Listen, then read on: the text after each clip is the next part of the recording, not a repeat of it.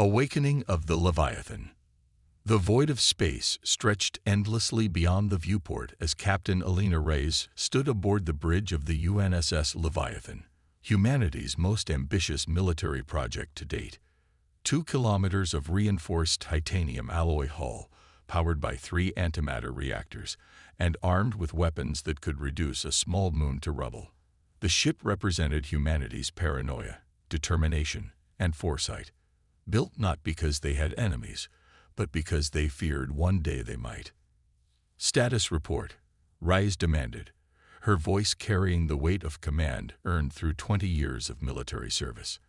At 45, she wore her experience in the lines around her eyes and the silver streaking through her dark hair. All systems nominal, Captain, replied Commander Jackson, her second in command. Final calibrations on the quantum targeting array complete. Stealth systems functioning at optimal capacity. Reyes nodded, satisfaction briefly crossing her features. The Leviathan had been her life for the past 5 years, from design approval to construction in the asteroid shipyards beyond Mars. Many politicians had called it a waste of resources, a military fantasy with no real enemy to fight. Those voices had fallen silent 3 months ago. Communications, any word from Admiral Chen? She asked, turning to Lieutenant Shura Patil at the comms station. Nothing yet, Captain. The quantum entanglement network is experiencing interference from the pulsar in Sector 9. Reyes frowned. The silence from Earth Command was concerning, especially given the circumstances. The Leviathan wasn't merely on a shakedown cruise anymore. They were the vanguard of humanity's response to an existential threat. The main view screen flickered to life, displaying the tactical situation. Red markers represented confirmed Corvin fleet positions, an alien empire humanity had never known existed until they began systematically exterminating Earth's allies in the Centauri Concordant. Tactical analysis, Lieutenant Cruz, Reyes ordered. Cruz, a compact man with calculating eyes, manipulated the holographic interface. The Corvin fleet has established blockades around Ta Ceti, Epsilon Eridani, and Procyon.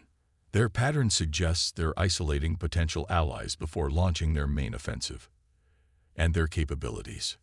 From what we've gathered from the Centauri refugees, their technology emphasizes overwhelming numbers rather than individual ship superiority. Their vessels exhibit a biological component, ships that can self-repair to a degree. Like a swarm, Reyes muttered. Precisely, Captain. But they've never encountered anything like Leviathan. The bridge fell silent. The Leviathan wasn't just humanity's largest warship. It was built using technology reverse-engineered from the mysterious precursor artifacts discovered beneath the Martian surface 20 years ago. Technology that even the Centauri had found baffling. Captain, called the sensor officer, his voice tight with urgency. We're detecting anomalous spatial distortions at coordinates 227 Mark 45. Classification: unknown, but energy signatures match Corvin warp technology described in Centauri reports. Reyes straightened her uniform. Yellow alert. Bring all weapons systems to standby. Engage stealth protocols. Around her, the bridge transformed as lighting dimmed and stations reconfigured for combat operations. The Leviathan hadn't been tested in actual combat yet, but today might change that.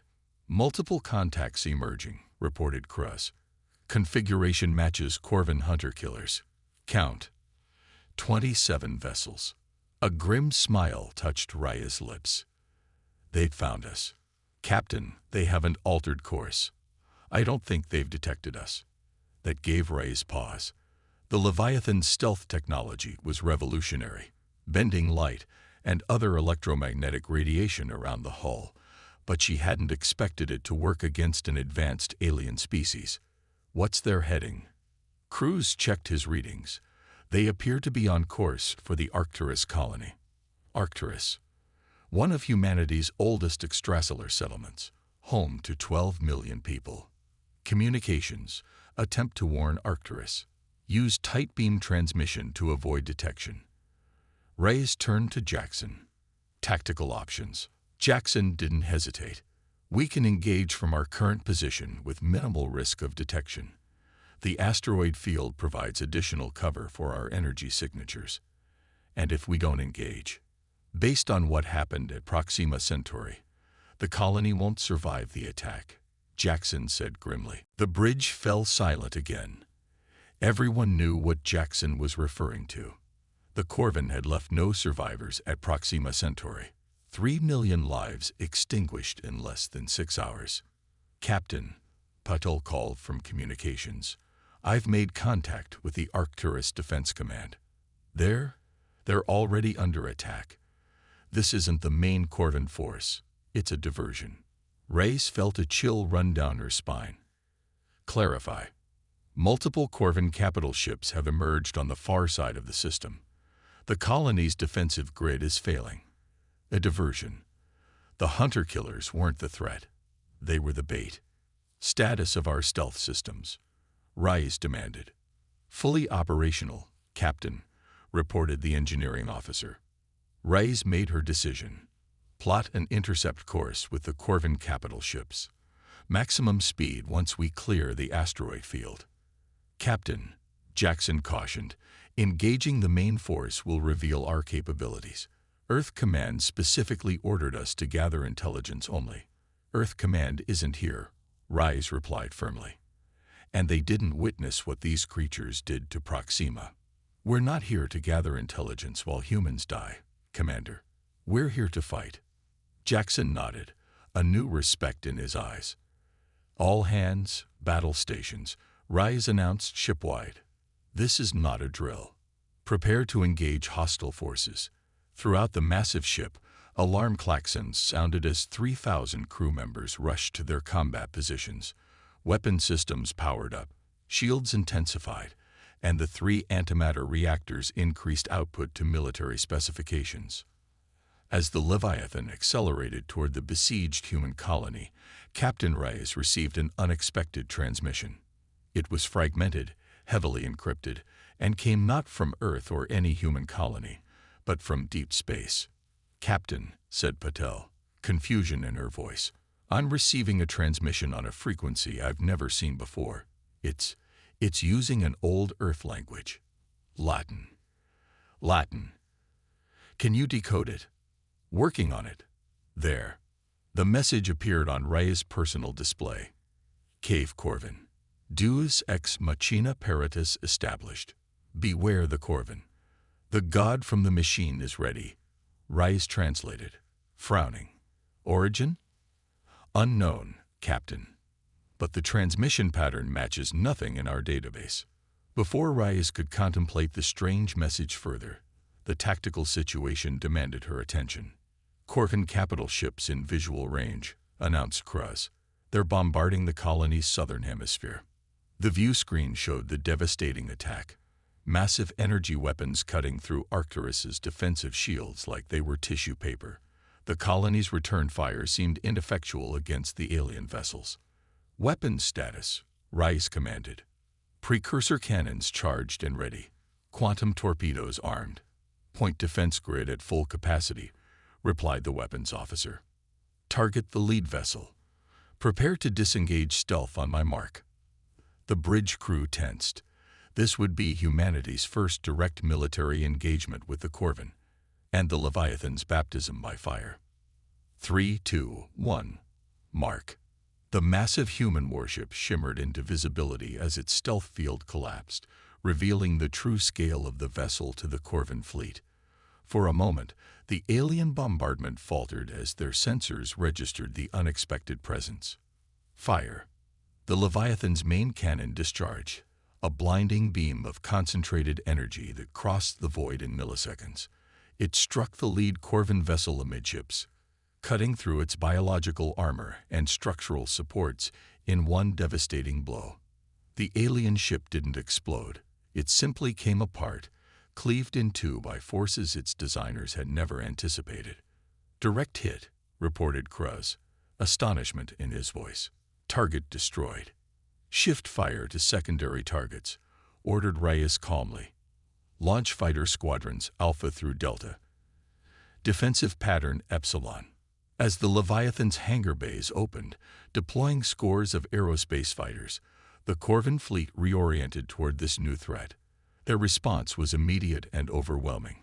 Dozens of energy weapons focusing on the human warship. "Brace for impact," warned Jackson. The first volley struck the Leviathan's shields, which flared brilliantly but held. The inertial dampeners strained against the kinetic transfer, causing the deck to shudder slightly. "Shield status. Holding at 92%, Captain. The precursor harmonics are adapting to their weapon frequencies." Reyes allowed herself a small smile. The shields were performing even better than simulations had predicted. "Continue attack pattern. Communications, broadcast on all frequencies. This is Captain Alina Reyes of the UNSS Leviathan. To all Corvin vessels, withdraw from human space immediately or be destroyed." It was a bold declaration, perhaps overly confident given they were outnumbered 20-1. But Reyes understood the psychological impact of such a statement after inflicting catastrophic damage with their first shot. The Corvin response came not as words but as actions. Their fleet formation changed, vessels interlocking in a complex geometric pattern that seemed to channel energy between ships. "Captain, energy buildup detected in the Corvin formation," warned Cruz. "Like nothing we've seen before." Evasive maneuvers. The Leviathan, despite its enormous size, pivoted with surprising agility as the Corvin unleashed their coordinated attack, a massive energy surge that distorted space itself as it passed through the area the human vessel had occupied moments before. "Analysis of that attack," Reyes demanded. "Some form of directed spatial distortion," reported the science officer, Lieutenant Chen. "If it had hit us, it would have torn the ship apart at the molecular level." "Can our shields withstand it?" "Unknown, Captain. Recommend we avoid finding out." Reyes nodded grimly. "Tactical. Target their formation nodes. Disrupt their ability to coordinate." The battle intensified as the Leviathan launched a series of precision strikes against the Corvin fleet, while its fighter squadrons harassed the alien smaller vessels. Despite being outnumbered, the human forces held their own, the technological edge provided by the precursor technologies making a critical difference. But the Corvin were adaptable. Each exchange taught them more about human capabilities, and they adjusted their tactics accordingly. The Leviathan's initial advantage began to wane as the aliens coordinated their attacks more effectively.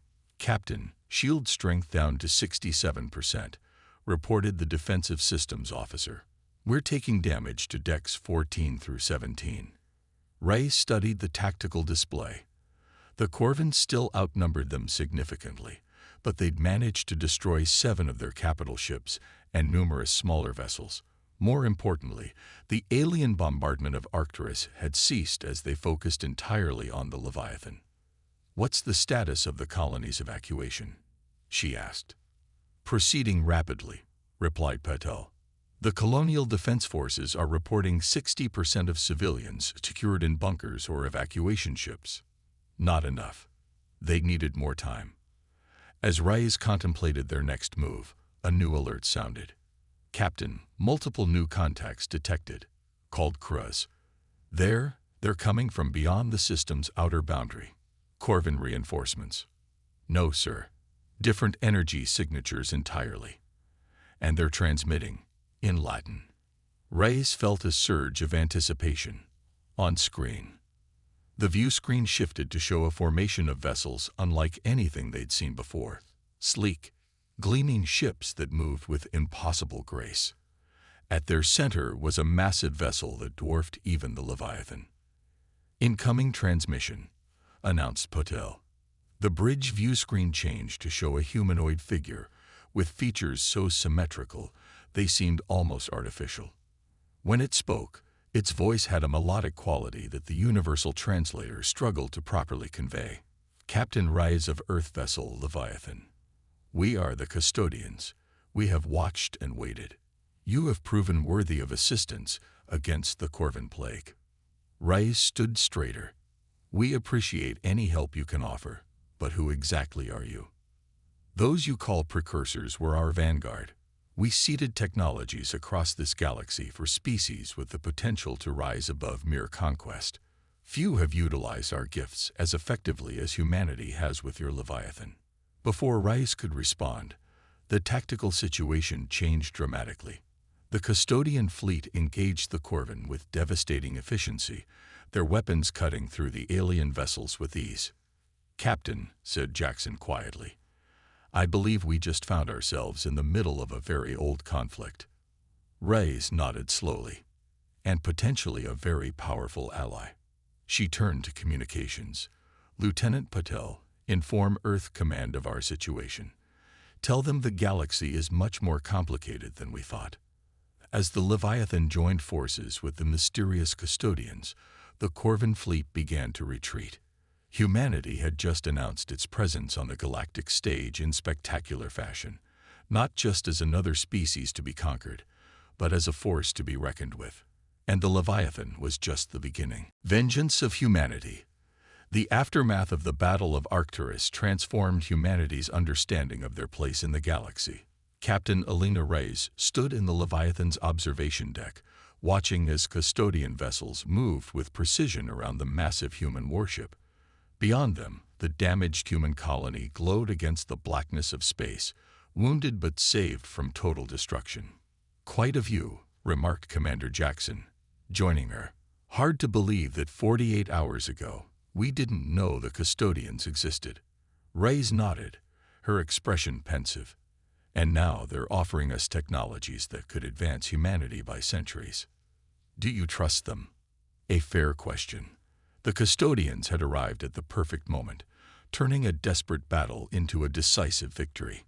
Their explanation, that they had been monitoring humanity's development for generations, raised as many questions as it answered. "I trust that they despise the Corvin as much as we do," Rice replied carefully. "Beyond that, we proceed with caution." The door to the observation deck slid open, admitting Lieutenant Chen from the Science Division.